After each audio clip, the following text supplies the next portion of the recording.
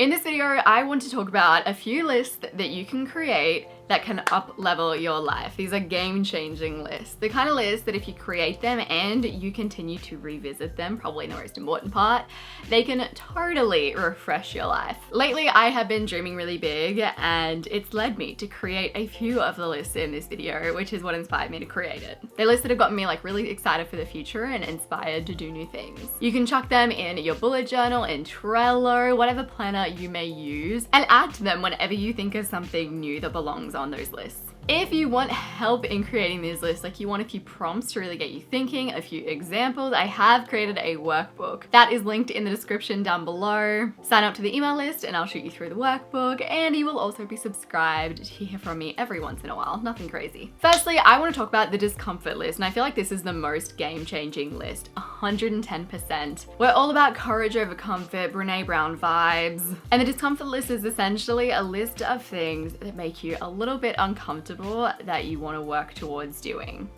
So when I talk discomfort, I'm not talking like panic, because there is a big difference between discomfort and panic. One of the best ways that you can populate this list is actually by writing a list of things that put you into panic zone, and then writing a list of things that are very much in your comfort zone. There's a good exercise that you can do to help you to populate this list, kicking off with your comfort cloud. So draw a little cloud, or you can literally write it as a list. It doesn't need to be a cloud. And in that list or in that cloud, you want to start writing things that are very much in your comfort zone. And these may be things that for other people, they absolutely would not be in their comfort zone. But just start to fill it with the things that like you're cozy, you're content doing, like there's not really any discomfort. So for me, that would be like sitting in front of a video and talking to the camera. There's not really much discomfort there. It's a very normal thing for me to do. Sits right on in my comfort zone. Then you want to start populating your panic zone. So your panic zone, these are the things that make you like freak out. Even thinking about them probably makes you feel a little bit anxious, and not in a like good, like I'm challenged and excited way, just like, oh my God, absolutely not. So for me, in my panic zone, it would be like doing a speech in front of 1,000 people, particularly if I haven't had enough time to prepare.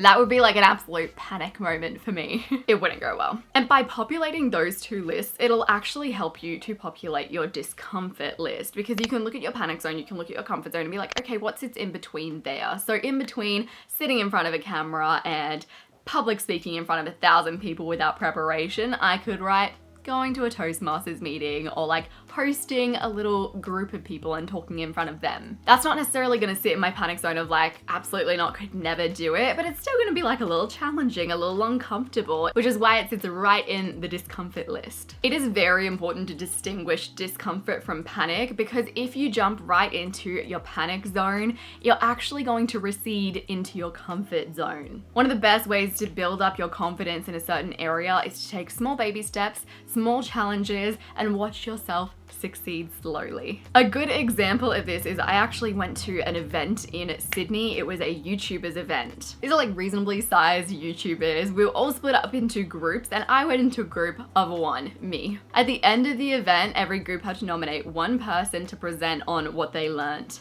Being in a group of one, it ended up being me doing the presentation that I wrote, mind you, the afternoon of the presentation, like 30 minutes before the presentation. That is like a surefire way to chuck me right into my panic zone. And I panicked and I freaked out, and you're gonna start to associate those like panic, freak out feelings to that thing that you wanna get better at. Hence, discomfort. We're aiming for discomfort, baby steps. This is a baby step kind of channel. So the second list, which is a game-changing list, is the people to get to know list, or connections list, whatever you may want to call it. So when I'm talking people to get to know, you can include literal human beings that you want to get to know. You can include imaginary dream human beings that you want to get to know. An example of this, call it manifestation, but a few years ago, I actually wrote down a list of things that I wanted to bring into my life. I wrote down like, I want to have a work friend that is like so supportive, that I can be super comfortable in front of, that is interested in the stuff that I'm interested in, because I was struggling to find someone who was into that kind of thing, that I just click with. It took a little while, but now I'm at the point where I have someone who is exactly that. I'm not saying that I manifested that person, but you know what? Writing it down gave me clarity. And when I saw the opportunity, I was like, okay, I'm gonna take this. It wasn't as if I was like, I want to get to know Anna. I was just like, this is the general human being that I would love to get to know. These are the qualities that I would love for her to have. And then she presented herself to me on a platter. The moment I knew was when she said that she liked the Collective Hub, and I was like, okay, we are meant to be. So a good way to approach this is not just to write down the person that you want to get to know, but also why you want to get to know them and how you can get to know them. This is an activity that I did recently and I found it super inspiring and fun to go through. So you might write down a motivated, badass, entrepreneurial woman that lives in my area. Why? Because I want to bounce off ideas with them. I want to form a close connection with someone who sort of gets that side of things. And how? By going to women in business meetups on the Gold Coast every month and sliding into a few people's DMs. It's a cool activity because it's not just like a written activity. Like while you're doing it, you're gonna find yourself actually visualizing these people in your mind and visualizing these things folding out, which of course turns your brain's radar on so that whenever it notices an opportunity for you to get to know someone like that human being, it'll snatch it right up just because you've placed it into your subconscious. The next list is a skills to build list. We know that I love learning. I find that I am generally the happiest when I've learned something new. Learning builds up your confidence, it expands your mind, and also it can help you move towards like a career that you want to pursue and create awesome things. So when you're writing your skills to build list, a good idea is to really look at your vision. So like, what are the things that you really want to achieve and what skills do you need to build in order to achieve them? So a good example of this is I recently decided that I was going to start an email newsletter. As part of that, I knew I would want to give away workbook freebies, worksheet freebies like the one attached to this video. And in order to create those freebies, I needed to learn how to use a program like Adobe InDesign, which I had no experience with. So I decided that I was going to go on Skillshare. I was going to do a full-on course in Adobe InDesign, which was an excellent course. I'll have the name down below as well as the link to Skillshare. And that one skill itself, not only has it helped me to feel sort of more confident, and it's a great feeling learning a new program. I love learning new programs, but it's also a skill that is profitable and that I'm going to use for a long time. So on your vision for the year, it might be like you're going to be incredibly productive and get your systems in order. So you might take Thomas Frank's productivity systems course, where he guides you through how to create your own productivity system, which is a great course that I've also taken on Skillshare. This video is brought to you by Skillshare, an online learning community with over 25,000 classes in things like design, photography, business, productivity, public speaking, all of the things. Premium membership is going to give you full unlimited access to all of the communities and all of the classes that are just right for you and the learning goals that you want to achieve. So the learning goals that you're going to put on your skills to build list. It's a great platform if you just want to fuel your curiosity. So just like muck around, see what you like, see what you're into. Up your creativity vibes by joining a class like Drawing and Self-Discovery by Mari Andrews, also a great class to do. I loved that class. Or even something for your career like Adobe InDesign. Skillshare is also really affordable. It is less than $10 per month for an annual subscription. If you want to join 7 million creators that are on Skillshare, then use my link below to sign up and get 2 months for free. So when you're populating this list, really look at those end goals and then backtrack from there and think about all the skills that you'll need to learn in order to get to that place. The next list, and this has been one of the most game-changing lists for me, like 1000% in the past few years. I created it, I think, about 2 years ago, I'm gonna say. And it's just a list that has given me so much clarity when it comes to what I want and my vision in life. And that is a 5-year dreams list. Now, before you create this list, I would highly recommend watching my How to Figure Out What You Want video. I'm gonna have that linked up here and down below. It's a video that guides you through how to figure out what it is that you want out of life. I think going into a 5 years dream list blind and just kind of thinking like, what might I like to achieve in 5 years? It could lead you down the wrong direction and it could lead to you putting down things that really aren't that meaningful to you. Whereas if you go through those prompts and activities, you're probably going to have a lot more clarity on what it really is that you want in 5 years' time. Bill Gates has a quote that I really love, and that is, most people overestimate what they can do in 1 year and underestimate what they can do in 10 years. And I feel like that is absolutely true, but 10 years is also a very long time.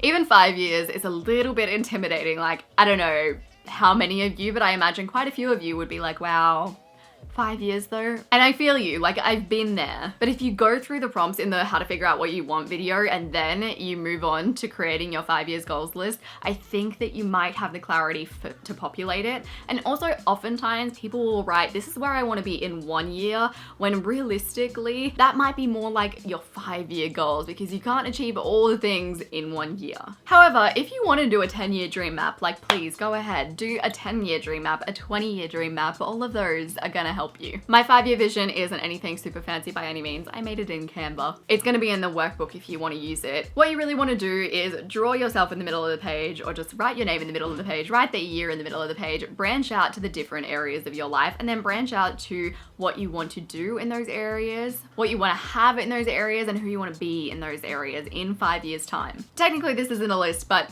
I mean, it could be a list. The great thing about having a 5-year vision and putting it somewhere visible that you actually revisit often, it can help you to redirect yourself throughout the years. And of course, your 5-year goal list, like, it isn't set in stone. This isn't you saying like, this is all I am going to accomplish in 5 years' time. You could have an absolute change of heart, a change of personality in 1 year's time. You could revisit it and you can totally change it.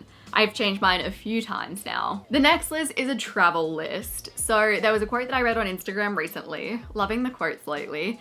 And it was, the 3 components of happiness are someone to love, something to do, and something to look forward to. I don't know 100% that those are the only 3 things that you need to be happy, but I loved that always having something to look forward to. And that's something that I've always said, like, I love having something to look forward to. And usually it's gonna be travel. Realistically, I think that a quarter, maybe even half, there is probably a statistic on this, of the joy that you get out of traveling comes from the anticipation. When me and Elisa, my friend, went to Europe, I think, like, I can still remember how often we were dreaming about our Europe trip, how often we talked about it, how excited we were before the trip.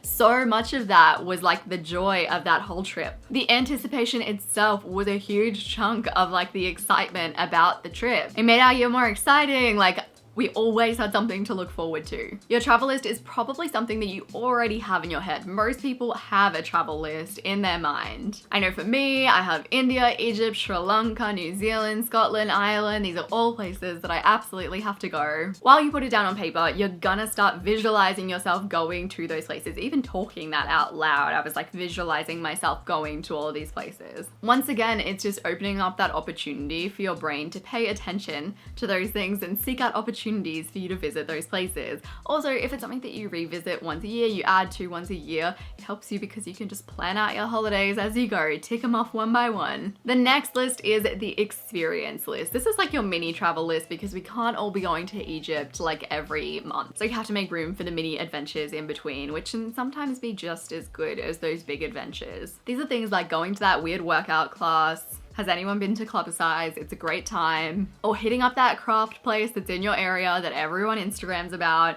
Going to the sunflower fields, taking a weekend away with your partner. These are like the little mini adventures that aren't quite as costly and are a bit more doable, that you can just sprinkle into your year. That list in particular is a really good list to revisit when you do like your monthly review or your quarterly review or your mid-year review, however you like to do it. And then you can start planning those things in advance. I know Tim Ferriss says like plan in things when you're at a high vibe. I 100% agree. So what I like to do is go ahead and message a bunch of people. Usually this is if I do like a monthly reset or even sometimes a weekly reset. I'll just start like messaging all my friends and being like, hey, so on December 12th, would you like to go to this workshop that's happening in Brisbane?